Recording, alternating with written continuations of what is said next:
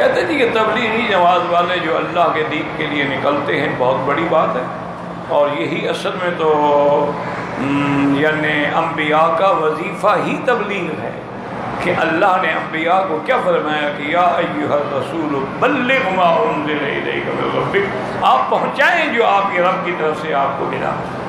اسی طرح حضور پاک نے بھی فرمایا کہ بلغوا عنی ولو آیۃ، اگر تم کو ایک آیت کا ترجمہ آتا ہے، ایک حدیث کا ترجمہ آتا ہے، آگے پہنچاؤ لوگ۔ اور اسی طرح حضور نے حکم دیا فلیبلغ الشاہد الغائب، کہ آج جو میرے سامنے خطبے میں موجود ہو ان لوگوں کو میرا خطبہ پہنچاؤ جو غائب ہیں۔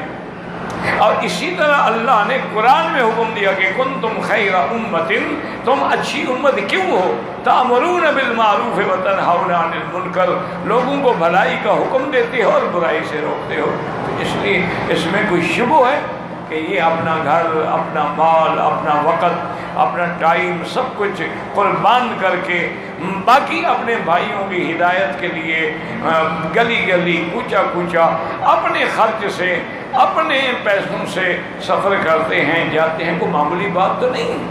تو اس لیے بہرحال میری ایک بات یاد رکھیں کہ اگر تم کو ان پر اعتراض ہے تو چند دن ساتھ چل کے دیکھ لو، جو غلطی ہو ان کو بتاؤ، اور نہیں ہے تو پھر ٹھیک ہے، یا اگر تمہارا دل نہیں مانتا تو کم سے کم صحیح اللہ والوں کی برائی نہ کیا، چونکہ جب کسی اللہ والے کی یا صحیح جماعت کی برائی کی جاتی ہے تو من آذی ولی فقد آذنتہ بالحرب، حضور کی حدیث ہے، حدیث قدسی ہے، اللہ فرماتے ہیں جو میرے اولیاء کو تکلیف پہنچائے اس نے میرے ساتھ جنگ کا اعلان کیا۔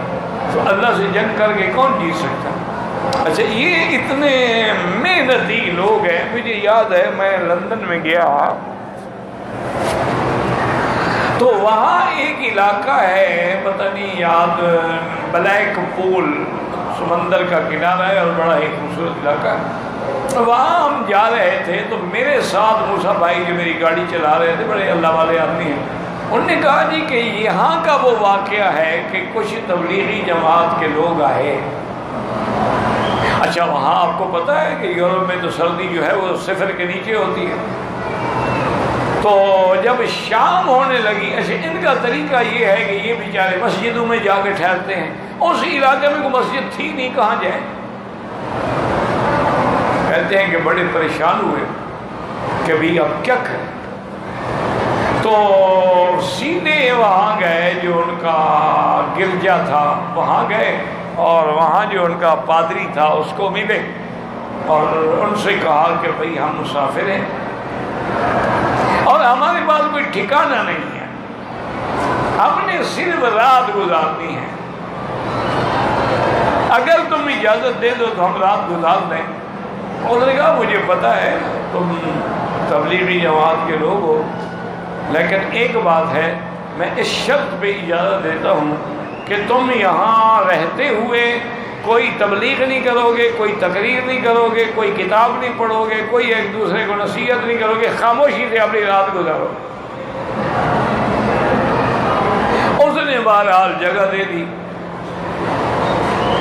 اب تہجد میں امیر نے کہا کہ بھی وضو شروع کرو، نماز پڑھیں، باقی تو نہ کتاب پڑھنی ہے، ہم نے وعدہ کیا ہے اس سے۔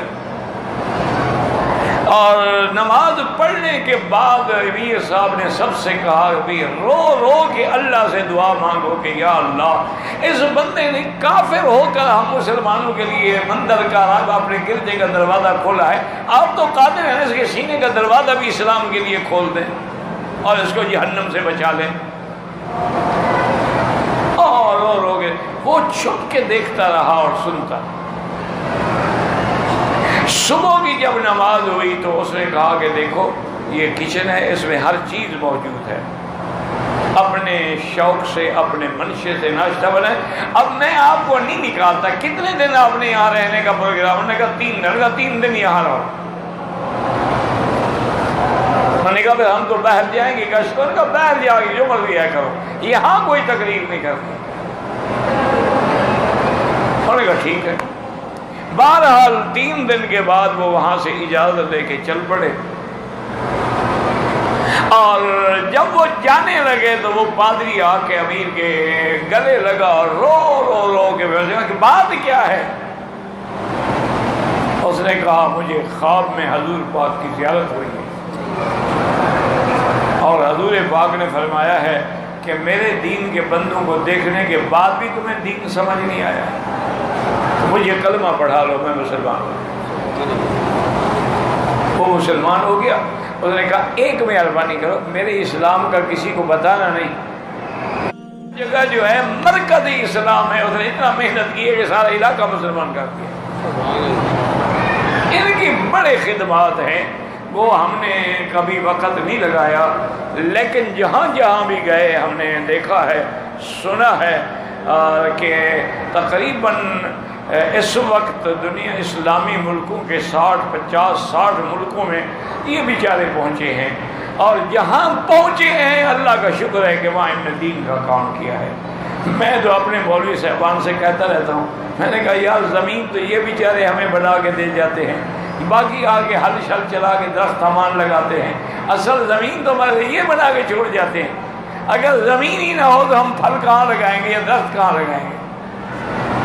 تو اس لیے اگر کسی کا دل نہ مانتا ہو کوئی بات نہیں، نہ مانے، لیکن کسی کو برا نہ مانے، چونکہ ان کے بڑے خدمات ہیں۔ اور تم نے تو شاید کبھی اپنے ہمسائے کو بھی کلمہ نہیں پڑھایا ہوگا، انہوں نے لاکھوں لوگوں کو مسلمان کیا، لاکھوں لوگ اسلام لائے۔ اچھا پھر ان میں کوئی سارے عالم تو ہے نہیں، ان کو تو جو مل جائے ساتھ لگا لیتے ہیں، اس میں دکاندار بھی ہوتا ہے، کرایہ دار بھی ہوتا ہے، اس میں وکیل بھی ہوتا ہے، اس میں ماسٹر بھی ہوتا ہے، کوئی پڑھا لکھا بھی ہوتا ہے، کوئی جاہل بھی ہوتا ہے۔ تو اس لیے غلطیوں پہ نظر نہ ڈالو، اچھائیوں پر نظر ڈالو۔ باغ میں جاؤ تو کانٹے نہ گنتے رہو، گلاب کے پھول پہ نظر ڈالو، باقی گلاب کھلتے کانٹوں کے اندر ہے۔